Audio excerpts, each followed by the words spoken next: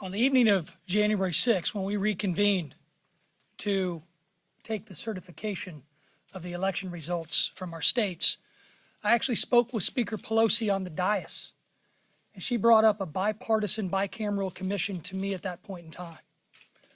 I introduced a bill to create a bipartisan bicameral commission.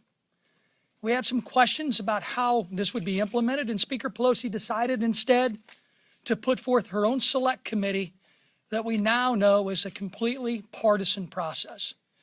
It's very disappointing because I think all of us were looking forward to our first hearing next week to be able to get answers to some of the questions that were raised by Leader McCarthy, by Ranking Member Banks, and by Jim Jordan. But we're not going to get those answers in even a partisan manner on this committee because she chose to take the unprecedented step to try and veto our own members. We are going to continue to ask questions. And frankly, there are many unanswered questions about why this Capitol was so unprepared. And the key question, as Leader McCarthy said, is, are we in a better position now, security-wise? There are many issues that we saw in Capitol Police, IG reports, and others that laid out reasons why our officers didn't have the equipment, they didn't have the training, and they didn't have the preparation and the backup to adequately address what happened on January 6th. Why?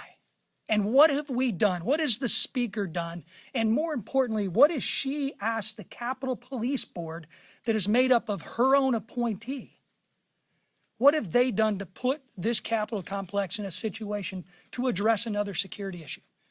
Those questions would have been asked. Those questions will still be asked, regardless of whether or not she continues to play politics. And I'll end with this by saying, I've seen and witnessed political violence personally out on a baseball field in Virginia just a few short years ago. I've seen what well-trained Capitol Police officers like David Bailey and Crystal Griner were able to do to run toward gunfire as we ran away from it.